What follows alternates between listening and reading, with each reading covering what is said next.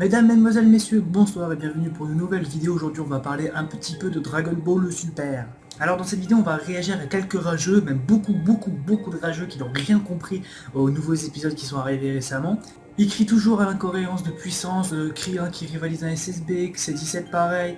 Mais bon, voilà, les gens ils n'ont pas compris. Ils n'ont pas compris quelque chose, on dirait. Ils n'ont pas compris le but de se transformer en SSB pour Goku. Alors là, je fais cette vidéo parce qu'en même temps, je suis tombé sur une image, enfin, un commentaire qui a été screené par notre gars. Du coup, j'ai enregistré ce screen pour un peu vous le présenter. Et je le remercie, ce mec. Parce que franchement, j'avais la flemme de faire une vidéo, j'avais la flemme de l'écrire. Mais je voulais la faire, mais j'avais la flemme, tu vois.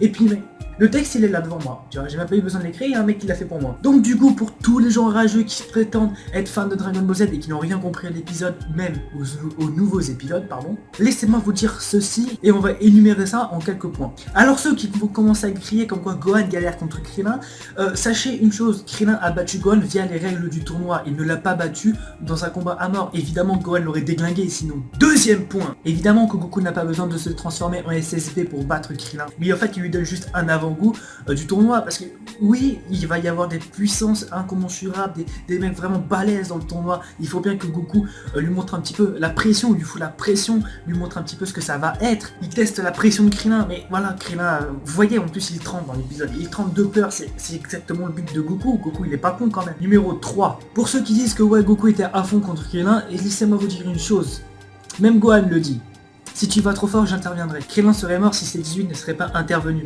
Ça, c'est sûr et certain, s'il ne serait pas intervenu, elle l'aurait laissé. Numéro 4. Ce n'est pas parce que Goku se transforme en SSB qu'il ne peut pas contrôler et jauger sa puissance. Et concernant le combat C17 Goku, j'ai encore deux arguments.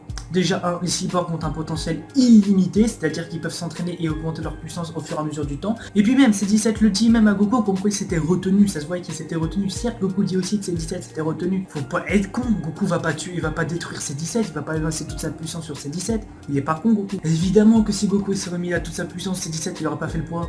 C'était juste pour l'impressionner, c'était juste pour foutre la pression, pour montrer l'équivalent de la puissance qu'il y aurait dans le tournoi du pouvoir. Donc bref, arrêtez de crier à la cohérence partout.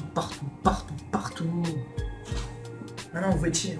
Vous faites vraiment chier les gars. Non, parce que dans Dragon Ball Super, quand on vous demande de réfléchir, vous gueulez parce que vous comprenez pas, du coup vous avez la flemme de réfléchir, du coup vous gueulez à la cohérence. Et quand il s'agit pas de réfléchir, vous gueulez parce que c'est trop simpliste. Puis même là, il n'est même pas question de savoir réfléchir, il suffit d'être question logique. Puis je vais sûrement me répéter, mais le SSB est une transformation divine d'un Saiyan qui apprend à maîtriser son ki et la doser. Donc c'est-à-dire que Goku il peut se transformer en SSB, voilà, juste pour le kiff, et utiliser la puissance de la SSJ normale. C'est à peu près en même temps la base d'un guerrier, c'est de savoir contrôler sa puissance, savoir quelle puissance il aura besoin et pas et savoir jauger du moins de ce qu'il doit utiliser pour ce combat là. C'est à peu près la base même d'un guerrier, d'un combattant. Mais donc petit aparté, je m'excuse d'ailleurs parce que je suis très inactif sur la chaîne, mais c'est que j'ai la flemme. Voilà, j'ai pas à faire d'autres discours en disant ouais j'ai une vie, les cours, tout ça. Alors je suis en vacances surtout, tu vois, que je pourrais faire un effort, mais en fait j'ai la flemme. Je suis un gros flemmard. Bref, voilà, j'espère que cette vidéo vous aura fait ouvrir les yeux. Hein, voilà, elle était courte.